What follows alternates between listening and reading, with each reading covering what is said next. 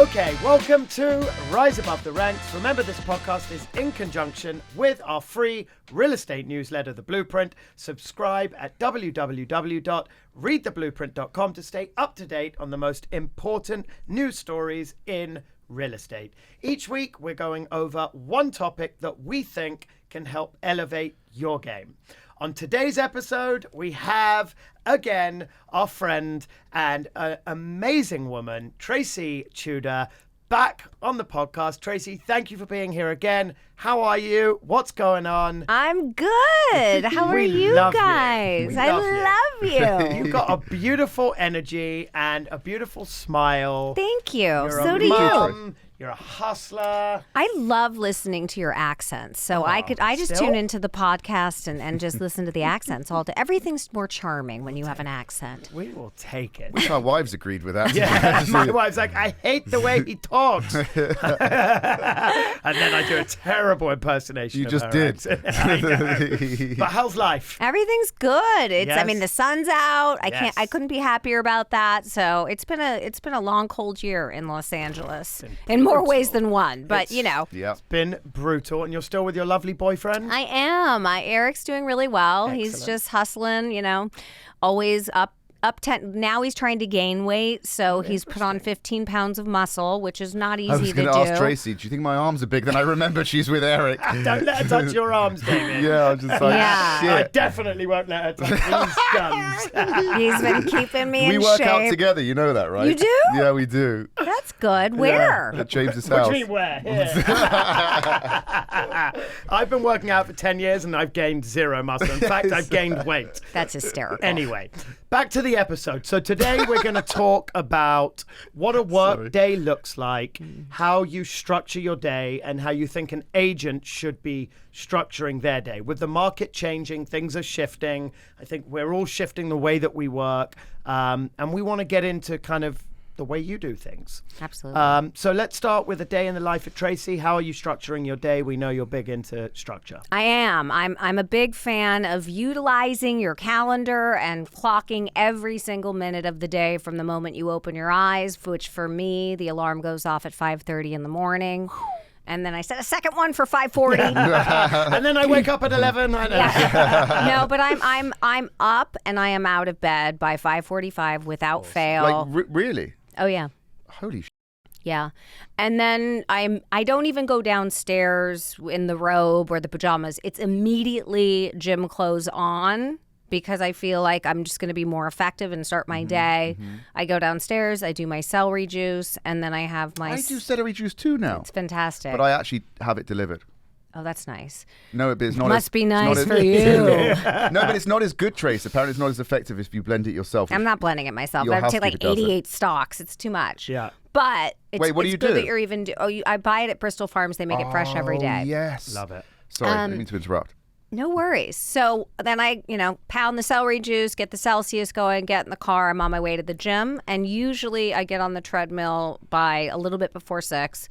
On the treadmill for about 45 minutes to an hour. I usually listen to a podcast. Is where I picked up a little bit of you guys. So I'll listen to a real estate podcast, tune in a little bit, some sort of motivational thing, and then I just start checking emails, looking at my calendar for the day. So by 7 a.m., I'm weight training. Usually for about 45 minutes. I'm out the door at 7:45, back to the house, immediately in the shower, and getting ready for my work day by 8. And I'm Pretty usually... intense, Trace. That's impressive. But I mean, by the time like 9 or 10 rolls around, where I find a lot of real estate agents are just kind of like having their coffee and checking the MLS, I'm like, bitch, I've had like 7 calls, like with the East Coast. I talked to Portugal this morning. Like, I like to, like, by noon, I love it. I like to have 3/4 of my day done. Oh, the Like- morning is the most important I'm part the of the most day. productive in the morning. Yeah. I'm firing on all cylinders. I've got Totally. enough caffeine in my body and I'm going. love So that. I've got every showing schedule down to the T. Like I make my poor assistant, Cody, I'm like, I map it. Yeah. I want to know exactly how long it's going to take to get from this showing to that showing because I don't have time to waste. Like every hour counts. Every minute counts in this crazy business. Yeah. Absolutely. And then, by after showings, listing appointments, meetings, following up with the team, making sure my Texas business is going, etc. Let's just call it a full day of, you guys know how it goes, Yes. right? But the mornings are the most crucial. By around 6 o'clock, I'm usually back at the house, looking at the end of the day, reading the contracts, yelling at somebody about something. Yep. And by, I'd say, 7:30, having dinner with the kids, if they're with me that day. You've missed something out, Trace. What? Your filming schedule. Oh, that's kind of petered into, those days. That's what makes it even more crazy. Like Yeah. when we were filming, and obviously you're still filming, that's a full-time job in itself. Yeah. Now you actually have to do business and run normally at the same time. Like, Oh, I yeah, take my hat it's- off to you for that. Oh, Like, thank you. genuinely. But I'm telling you, as long as I have things scheduled accordingly, like I make sure I get all those calls done. I'll do showings at 8 a.m. if I have to. And people are like, what, 8? Yeah. And I'm like, it's 8 it is. 8 it is. Do you know what I mean? But at the end of the day, that's how it has to be for me to. I don't like being behind the 8 ball. There's nothing that makes me feel more anxious than waking up late and not being Oh, organized. it's the worst. I have a panic 100%, attack. yeah. I hate But it. like, It's even horrible. though I'm going to be going on vacation, for example, I cannot unplug. Yep. Like, it's just. I try, actually. But you know what's good? If you're going to Europe, the one good thing is You have the that day. you have the whole day and you see the whole day starting in real time. Well, not 100%. real time, Yes. like 8 hours forward. But the only thing is I'm scared to go to bed Correct. because the day's still going. Yeah. And Yeah, then you wake so- up to 400. But for emails. me, Yeah. I mean, I can unplug a little bit, but I am doing a lot of business when I'm out of town, so I'd rather be checking in because Totally. I don't want to come back Yeah. and feel like it's too anxiety producing I for get me. that. I get that. Question: how many years have you been in the real estate business? 24. And are you bloody hell? Good for you. Wow, are you, Trace. I think you are. You're born and raised Here. California, LA. Yeah. Valley So- girl. I love that. So let me ask you this, because you're born and raised, we're obviously from the other side of the world. When we started, it was all about prospecting. Do you think, or how often today do you prospect? Or is this 20-something years of building your book of business that it's just a revolving door? Or are you still out prospecting? Never stops. I love that. So It how do you ne- prospect? For me, obviously, the show is a great source of relationships and business and income. But so many of those people, and I'm sure you guys remember, aren't real. Correct. Okay, so they just And there's wanna, a misconception of the show this, the show that. But yes, you get a $2 million house and they call you and they want 19 million for Yeah, it. of course. Yes. Yeah. So But for me, I'm always pivoting. So like right now, we're obviously in a little bit of a challenging market, inflation, interest rates all over the place. We're all waiting on the recession, but Yep. it's like a 3-pronged thing. So I am prospecting in very different ways than I was 2 years ago. I mean, 2 years ago, I woke up, they're like, we'd like to offer you a $25 million listing. Yes. And I'm like, all right. Let me think about it. This year, I am picking up the phone. I call at least 10 people every single day, every morning. Like after that workout's over, I'm in the car, I'm on the phone, I'm checking in with people. Are they remodeling their house? I'm stopping by the remodel. I saw that you got the landscaping done. So it's a lot of phone calls for me. Love it. It's also a lot of check-ins during the holidays. I'm sending presents out to all of these people. I don't sit open houses anymore. That's I'm okay. too senior for that. Okay, I mean like senior citizen. But I've got my team out door knocking. I utilize them as a Love way to that. prospect on my behalf. They use my name, but it also feeds me deals. I love that. Love it. And what sort of advice would you give to a woman in real estate right now? Are they new to the business? New to the business, getting their feet wet. They're coming in this down market. Outside Don't of do it. Yeah, outside of don't do it. What advice to a woman? And again, I know the difference between a man and a woman isn't going to be greatly different, but to a woman getting into the business today. Some of the most successful realtors in our industry are women. Oh my God, 1,000%. Linda May, All Joyce of our Ray, local Jay market, Mills, yeah. Tracy. Like this is like 100%. real. Yeah. No, and there's a lot of successful female real estate agents, particularly in Los Angeles. But I think, to be new in the industry, particularly right now, is it's difficult enough to break into this industry.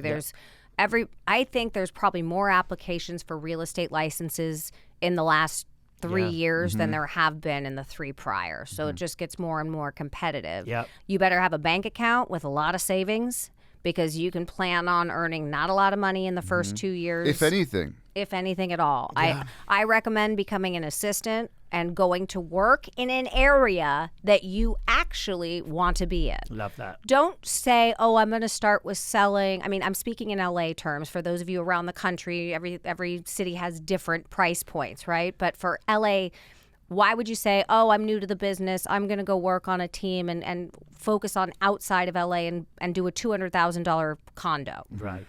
That's not going to ever... People always say, how do you break into luxury? Well, start there. Yep. That's Go work That's for exactly someone what we said. in luxury. Yep. That's the only way you're going to break into it. You're going to be 10 years in the business. You'll be the top $200,000 condo guy, Right. but that doesn't work. Yeah. that's not going to transition into a $10 million sale ever. That's absolutely right. So interesting, isn't it? Because it's It is. it's not like lack of work. It's just making the different decision, right? Right. That's all it is, a decision. It's like people say to us, how did you get into the high end? Well, we door knocked. Where did you door knock? Bel Air. Why? Why the f not? Yeah. Do you know what I mean? Right. It just But takes you there. people always used to say to us, what do you mean you door knock a $20 million house? How did you door knock it? Well, there's a doorbell. But where's the doorbell? At the gate. Well, where's the gate? At the bottom of the property. Like, everyone can find an excuse of why not to I've do had people something. chase me off properties. I took Absolutely. my little team members door knocking, Yep. and you'll probably see it on the show this season. We were literally chased off the property. Right. I love that, though. And I said, keep going, keep Yes. coming back, and don't change the neighborhood. That's right. Go back again Yeah. and again In fact, and the people again. that chase you are the ones you got to go back to, because at some point they're They're going to going be to like, remember you. that lunatic came back and again and again. Exactly. But that's how people also break through the fear barrier, because a lot of people that come into this industry, let's say door knocking is the way they're going to prospect. They go out and do it once, it goes horribly. They are scared to do it again. But you do, and we talk about this, you have to break through that barrier of fear until you can overcome it and actually be successful at Right. something that made you uncomfortable. I do it as well.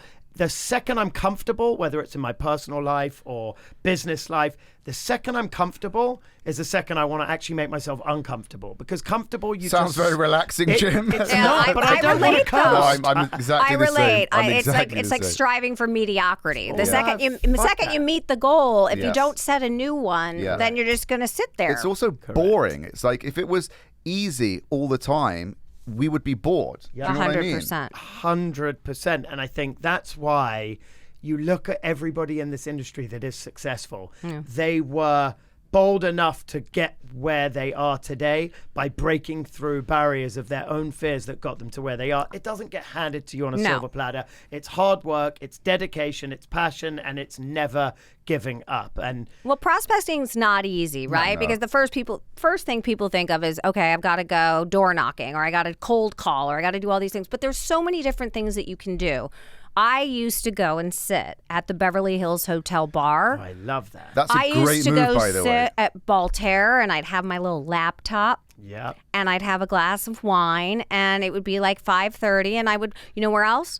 The diner down below at the Oh, Beverly the Hills. fountain. Yeah. You go Fountain there. I have met at least 10 people Yeah, that yeah. I've gotten their telephone numbers, their emails, I've become friends with, I work with. Yeah. There's different ways to skin the cat. It doesn't have 100%. to be so like bang on the door. I agree with that. We sit at the Polo Lounge. The who's who come in all the time. I've met a ton of people. Yep. And had intros in the Polo Lounge. I So mean, look, exactly think the same. about it. You go on a vacation, you're going away with Flag. You will meet 20 people at that You hotel Flag. pool. Guaranteed I will come home with at least 3 leads from being at that hotel for a week. What's the point? Are you really sharing a bed with Flag for a week? Oh God, don't remind me. I can't believe you do that. But I wasn't gonna go, and he's like, "You're gonna turn down a free room with me at Hotel de Cap," and I'm like, Before you got to with If me you part, did, I would have gone on that bloody and by the airplane. way, he's just so gassy. That's the problem. Oh God!